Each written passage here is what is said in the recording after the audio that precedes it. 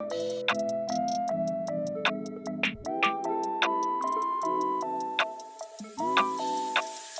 everyone, Adam here, and today I want to talk with you about subscription pricing for your membership site or one-time payments, right? So you want to sell a one-off course. One of the biggest things that I talk about when I'm working with people who want to sell courses or they're wanting to build a membership website where they're able to drive a stream of additional revenue for their content creation or business, or maybe they're looking to cost savings to move things internally rather than having them done in person, right? So one of the biggest things that we need to look at is how are you able to create content? Is it going to be in long form content? Is it going to be something that is topical, that is able to be put together into a course? And this is great for people who are doing, sales training, there's business training, even technical training. If you're talking about like WordPress or coding, these are very much build upon the foundation. So you're able to grow along the way, grow as you go, as I love to say. But you're really able to learn and build upon it. And then there's others that are more like fitness or even beauty, where there's not as much kind of building on the foundation. It's more like every day is a little bit different, and it's working a different muscle group, or you're working on a different style, right? So that's going to be what you need to figure out from your business standpoint, is what's going to be the best model for where you're creating content. And it's again, there is the ability to adapt a course to be able to create a recurring and subscription model. But the problem you're going to run into is if you're creating a one-off course and you sell it, right? Again, you'll have to create another course that will continue to go as that one slows down eventually, right? Hopefully it keeps going for a while, but you have an ability to create multiple courses that are fixed price so people can buy what they want and they get what they're looking for. With a subscription model, there's a pressure, there's a demand that you're always going to add something new. So if people subscribe, how long do they subscribe for if you're just getting one course?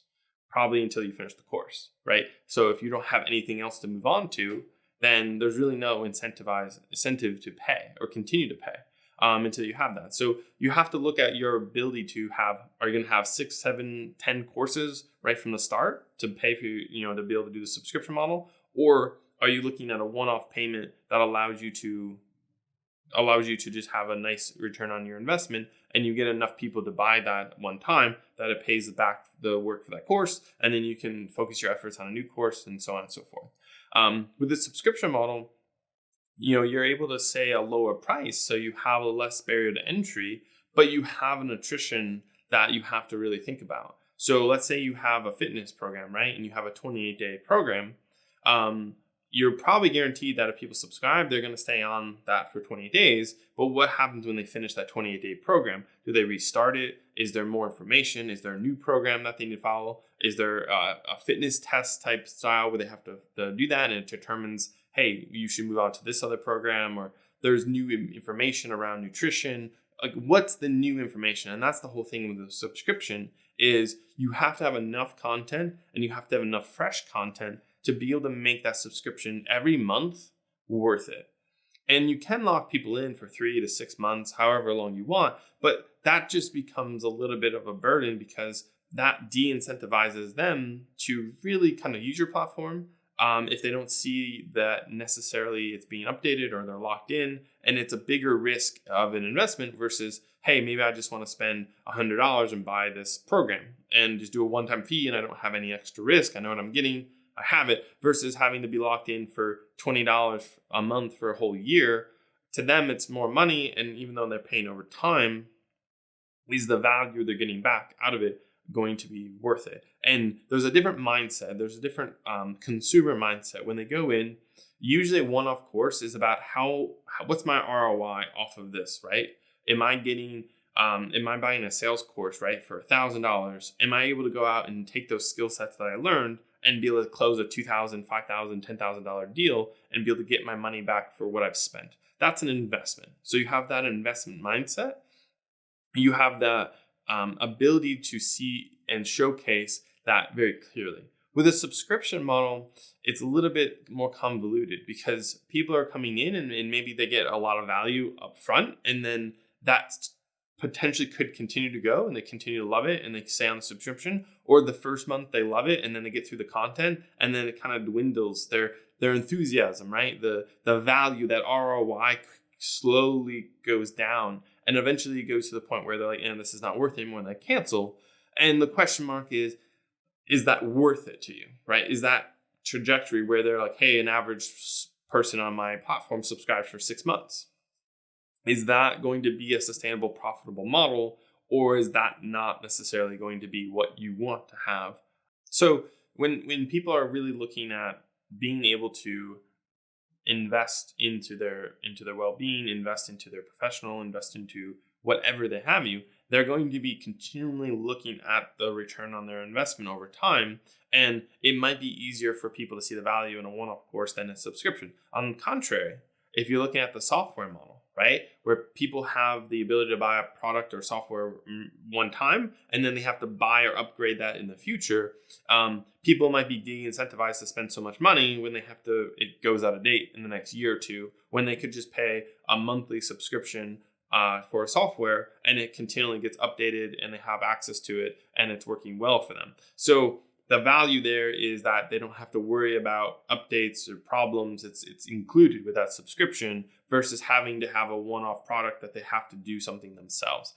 Different markets, different mentality, different people who are going to make different buying decisions. And you have to go in. And there is room for hybrid models as well, where you can have a similar platform that has one-off courses and a subscription with a paywall or content kind of block where people can subscribe and choose to subscribe to specific areas of content. And they also could basically say, hey, I want to buy a one-off course. And there's an area where they could do that as well. But again, the content is different. The focus is a bit different because you're not necessarily going to be always, unless you have a lot of content, courses are going to be very hard to do as a subscription versus being able to just sell them one-off, right? And there's also the opportunity in the future for able to run a discount that allows people to buy maybe a subscription or maybe a bundle package of previous courses once you get to a certain level where you could change your business model and you're able to approach a new market that's not willing to spend the higher price point for purchasing it, but they're willing to spend a little bit smaller amount of money over time to be able to get that same information. So those are things that you definitely should think about as you move into course creation, right? As you move into content creation for digital products that are not on YouTube, that are on your own platform.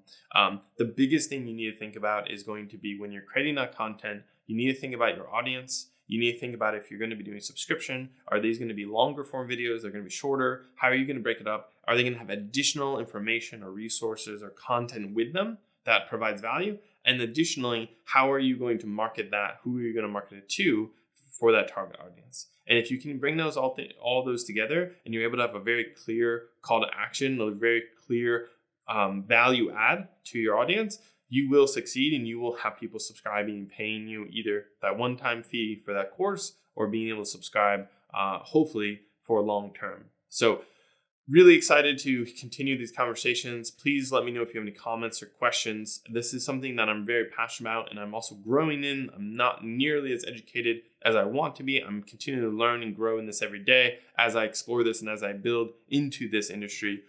So creating these videos is an experiment for me to be able to talk through it, what I'm learning, what I'm experiencing, what I'm seeing, and how I would like to provide value, not just in YouTube, but also for the people that I work with. So thank you for watching. I appreciate your time, and don't forget to grow as you go.